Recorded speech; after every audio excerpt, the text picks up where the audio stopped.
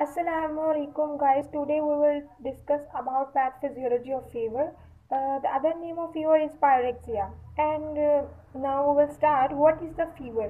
A fever is a body temperature above the usual normal range.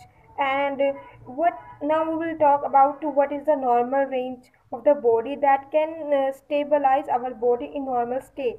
That is the normal range 36.7 degrees Celsius to 37.2 degrees Celsius. It is the normal range of the temperature that stabilize our body in normal state. In Fahrenheit scale, that value is 98 degree Fahrenheit to 99 degree Fahrenheit.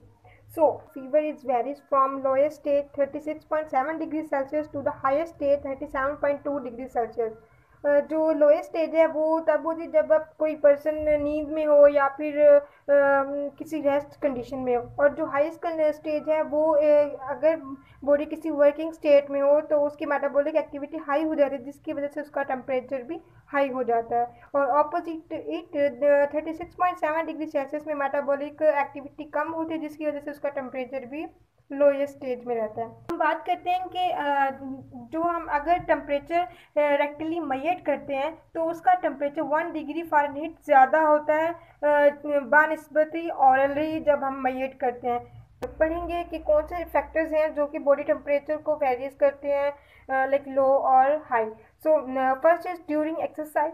During exercise हमारी body की metabolic activity इतनी high हो जाती है, like sweating start हो जाती है और बॉडी के जो ऑर्गन्स हैं और वो वर्किंग स्टार्ट कर देते हैं, जिसकी वजह से हमारा बॉडी टेम्परेचर हाई हो जाता है। और सेकंड वन है इमोशनल फैक्टर। इमोशनल फैक्टर जब बॉडी में इंट्रोड्यूस होता है तो वो भी टेम्परेचर को इन्हेंस कर देता है, उसका टेम्परेचर बॉडी का बढ़ा देता है, क्योंकि वो हाइपोथैलेमस पे ऐसा इफेक्ट करता है कि उसको वर्किंग करना ज़्यादा स्टार्ट करनी पड़ती है, जिसकी वजह से उसका टेम्परेचर बॉडी का हाई हो जाता है।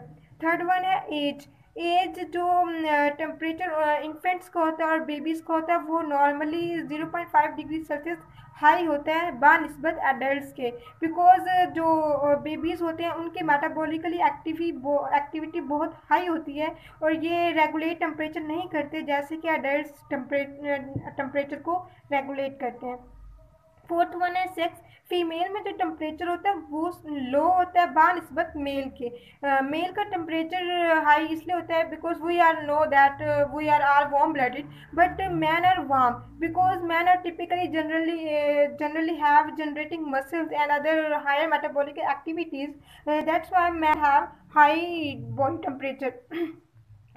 Females are 3 to 10% are cooler than male. इनका टेम्परेचर 3 to 10% कूलर होता है बानिस्बत के मेल के। डिजीज़ कैसे इफेक्ट करती हैं? अगर तो डिजीज़ लाइक हमारी बॉडी में हार्मोन्स होते हैं, अगर हार्मोन्स की रेगुलेशन अपनी नॉर्मल रेंज से ज़्यादा हो जाती है तो वो बॉडी के टेम्परेचर को इन्हेंस कर देते हैं। लाइक हाइपरथायरॉयडिज्म एक डिजीज़ है जिसमें थायराइड में थायरोक्सिन हार्मोन ज़्यादा करने लग जाता है, लाइक उसका टेम्परेचर फिर बढ़ जाता है 0.5 degree Celsius more than normal body temperature. So opposite it, if we consider hypothyroidism में हार्मोन्स की रेगुलेशन उसकी नॉर्मल रेंज से कम क्रिएट होने लग जाती है, जिसकी वजह से उसका टेम्परेचर लो डाउन हो जाता है। तो इसी तरह डिजीज़ भी इफ़ेक्ट करती हैं टेम्परेचर को। ऑब्वियसली कोई भी डिजीज़ अगर किसी इन्फ्लामेशन की वजह से किसी इंजरी की वजह से है तो वो फीवर काज करती हैं। वेदर वेरिएशन को हम इस कंसीडर करते हैं कि ये आल्सो कि ये भी फैक्टर्स अफेक्टिंग है बॉडी टेम्परेचर में। Like in morning temperature cooler होता है और इन इवनिंग टेम्परेचर थोड़ा वार्म होता है, लाइक थोड़ा हॉट होता है। तो ये और इसमें फ्लक्चुएशन टेम्परेचर की कितनी होती है वो 1.5 डिग्री सेल्सियस होती है। Will study about mechanism of genesis of fever कि फीवर हमारी बॉडी में कैसे इंड्यूस करता है और इफेक्ट करता है।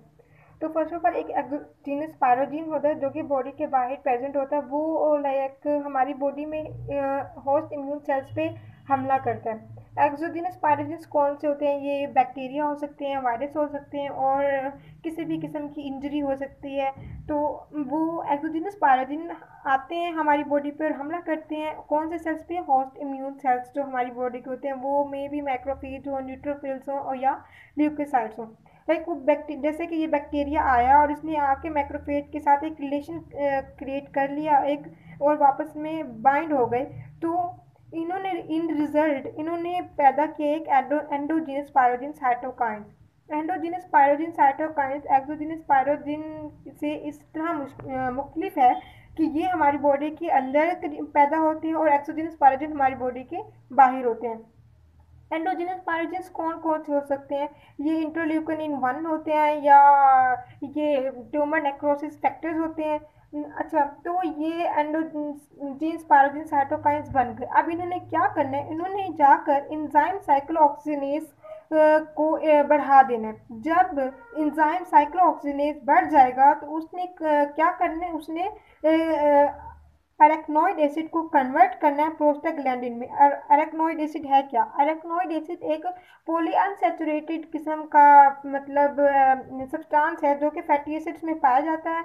ये इसका इंपॉर्टेंट रोल ये होता है कि ये ना मेटाबॉलिज्म को मतलब स्टार्ट करता है और इनहिबिट करता है बॉडी के अंदर, और ये कन्वर्ट हो जाता है किसमें, किसकी वजह से? एंजाइम साइक्लोऑक्सीजिनेज की वजह से ये कन्वर्ट हो जाता है प्रोस्टाग्लैंडिन में, जो कि प्रोस्टा लाइक फॉर एग्जांपल PGE2 में कन्वर्ट हो जाता है। प्रोस्टाग्लैंडिन क्या है? प्रोस्टाग्लैंडिन एक किस्म का ग्रुप ऑफ लिपिड्स हैं जो कि बनते हैं अरेक्नोइड एसिड से। अरेक्नोइड एसिड ना कि प्रोस्टाग्लैंडिन बनाता है, ये ल्यूकोट्रीन्स भी बनाता है। अच्छा, तो एंजाइम साइक्लोऑक्सीनेज की बढ़ने की वजह से अरेक्नोइड एसिड कन्वर्ट हो जाता है प्रोस्टाग्लैंडिन E2 में, PGE2 में। प्रोस्टाग्लैंडिन क्या है? प्रोस्टाग्लैंडिन एक ग्रुप ऑफ लिपिड्स है जो कि अरेक्नोइड एसिड के कन्वर्ट होने की वजह से बनता है। और प्रोस्टाग्लैंडिन क्या करेगा? प्रोस्टाग्लैंडिन जाके हाइपोथैलेमस में स्टिमुलेट करेगा न्यूरोट्रांसमीटर को, लाइक एक सिग्नल्स भेजेगा कि बॉडी में कुछ अनवांटेड इफेक्ट्स हुए हैं, तो उनको कंट्रोल करने के लिए कोई इकदाम किए जाए। तो जैसे ही वो जाके न्यूरोट्रांसमीटर पे जाके स्टिमुलेट करेगा, वो स्टिमुलेट करने के बाद हाइपोथैलेमस थर्मोरेगुलेटेड टेम्परेचर जो है, जो कि एक सेट पॉइंट है। सेट पॉइंट क्या है? सेट पॉइंट एक्चुअली एक पॉइंट है, लाइक ये हमारा सेट पॉइंट है। तो सेट पॉइंट में ये हमारा सेट पॉइंट एक नॉर्मल बॉडी टेम्परेचर होता है। अगर तो सेट पॉइंट से ऊपर टेम्परेचर इंक्रीज हो जाता है तो सेंस जो है हाइपोथैलेमस ऑर्डर करेगा कि बॉडी को जाके कि तुम स्वेटिंग स्टार्ट कर दो, लाइक बॉडी का टेम्परेचर बढ़ चुका है, तो उसको नॉर्मलाइज करने के लिए स्वेटिंग स्टार्ट हो जाएगी। अगर तो सेट पॉइंट से नीचे टेम्परेचर चला जाता तो हाइपोथैलेमस ऑर्डर करेगा, सिग्नल भेजेगा कि अब जाके बॉडी को लाइक बॉडी के जो मसल्स हैं, सेल्स हैं, उनको शिवरिंग स्टार्ट कर जाएंगे, जिसकी वजह से वो जाकर नॉर्मल टेम्परेचर सेट पॉइंट पे आ जाएगा। तो सेट पॉइंट का ये रोल था कि ये हाइपोथैलेमस के ऑर्डर के हिसाब से सेट पॉइंट चेंज होता रहता है।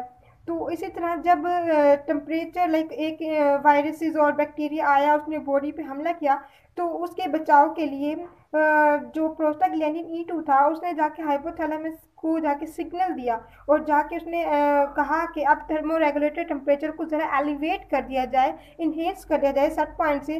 तो जब सेट पॉइंट से टेम्परेचर इंक्रीज कर जाएगा तो उस कंडीशन को हम बोलते हैं फीवर।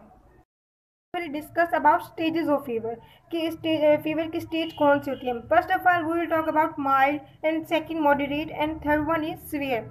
माइल्ड एक नॉर्मल सी कंडीशन होती है जिसमें टेम्परेचर 0.5 डिग्री सेल्सियस वेरीज कर जाता है, मतलब 37.2 डिग्री सेल्सियस में 0.5 डिग्री सेल्सियस का इजाफा हो जाता है, या फिर 1 डिग्री फ़ारेनहीट का। 0.5 डिग्री सेल्सियस एक्चुअली इक्वल होती है 1 डिग्री फ़ारेनहीट के, और जब 37.2 डिग्री सेल्सियस में 0.5 डिग्री सेल्सियस का टेम्परेचर इंक्रीज कर जाता है तो उस कंडीशन को हम बोलते हैं माइल्ड।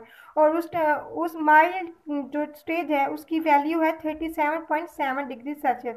इसी तरह हमारे पास अगर 99 डिग्री फ़ारेनहीट है, लाइक हम ये हाईएस्ट स्टेज ले रहे हैं, तो उसमें 1 डिग्री फ़ारेनहीट जब हम ऐड करेंगे तो वो 1 डिग्री फ़ारेनहीट वैल्यू देगा। तो ये वैल्यू जो अगर हम थर्मामीटर से किसी पेशेंट को थर्मामीटर से चेक करते हैं, अगर ये वैल्यू आती है तो हम बोलते हैं इसको माइल्ड स्टेज ऑफ फीवर है। सेकेंड है मॉडरेट। जैसे कि माइल्ड में 0.5 डिग्री सेल्सियस का इजाफा हुआ था, इसी तरह मॉडरेट में अगर 2 डिग्री सेल्सियस का इजाफा हो जाता है या 4 डिग्री फ़ारेनहीट का इजाफा हो जाता है तो हम उसको मॉडरेट स्टेज ऑफ फीवर बोलेंगे। इसकी वैल्यू है 39.2 डिग्री सेल्सियस और फ़ारेनहीट स्केल के हिसाब से 103 डिग्री फ़ारेनहीट। सेवर कंडीशन जो है, severe stage of fever, severe stage में 3.2 डिग्री सेल्सियस का इजाफा हो जाता है या फिर 6 डिग्री फ़ारेनहीट का इजाफा हो जाता है। इसकी वैल्यू है 40.2 डिग्री सेल्सियस और फ़ारेनहीट स्केल के हिसाब से 105 डिग्री फ़ारेनहीट। तो ये हमारे नॉर्मल, ये हमें वैल्यूज़ हैं जो हमें याद करनी है ताकि हम किसी पेशेंट को चेक करें तो थर्मामीटर की वैल्यू से हमें पता चल जाए कि ये पेशेंट कौन सी स्टेज से गुजर रहा है। Now we will discuss about types of fever. Types of fever is differential diagnosis of fever. Through this we know which patient will have and what kind of fever he has disease. So first of all we will read about continuous fever. Continuous fever है क्या? Continuous fever ये है कि temperature 24 our में 1 degree Celsius से ज़्यादा नहीं बढ़ता। मतलब 37.2 डिग्री सेल्सियस जो है टेम्परेचर, 37.2 डिग्री सेल्सियस में प्लस 1 डिग्री सेल्सियस तक का इजाफा होता है, इससे ज़्यादा नहीं होता। लाइक 38 पॉइंट समथिंग हो जाएगा टेम्परेचर। 1 डिग्री सेल्सियस से ज़्यादा इसका बढ़ता ही नहीं, और ये कम भी हो सकता है लेकिन 1 डिग्री सेल्सियस से ज़्यादा इसका इजाफा नहीं होता। Continuous fever mostly labour, pneumonia और टाइफाइड में पाया जाता है। तो सेकेंड वन है रेमिनेंट फीवर। रेमिनेंट फीवर क्या है? रेमिनेंट फीवर में 1 डिग्री सेल्सियस से भी ज़्यादा टेम्परेचर बढ़ जाता है। कंटिन्यूस फीवर में टेम्परेचर 1 डिग्री सेल्सियस से नीचे तक रहा था, बट रेमिनेंट फीवर में टेम्परेचर 1 डिग्री सेल्सियस से ऊपर बढ़कर 2 डिग्री सेल्सियस तक भी जा सकता है। ये most common type of fever है और मोस्टली टाइफाइड और एंडोकार्डाइटिस में पाया जाता है। थर्ड वन है इंटरमीडिएट फीवर। इंटरमीडिएट फीवर जो है वो मोर देन 2 डिग्री सेल्सियस से बढ़ जाता है, जैसे कि कंटिन्यूस फीवर 1 डिग्री सेल्सियस से नीचे तक रहा था, रेमिनेंट फीवर 1 डिग्री सेल्सियस से ज़्यादा बढ़ चुका था और इंटरमीडिएट फीवर 2 डिग्री सेल्सियस से भी ज़्यादा बढ़ जाएगा। सो इंटरमीडिएट फीवर में ये है कि टेम्परेचर इंक्रीज करता है लेकिन फिर कुछ टाइम वो नॉर्मल रहता है। लाइक पेशेंट है, उसको टेम्परेचर बॉडी का इंक्रीज हुआ है लेकिन फिर वो कुछ टाइम नॉर्मल रहता है और उसके बाद फिर बॉडी का टेम्परेचर इंक्रीज हो जाता है और फिर कुछ टाइम के लिए नॉर्मल रहता है।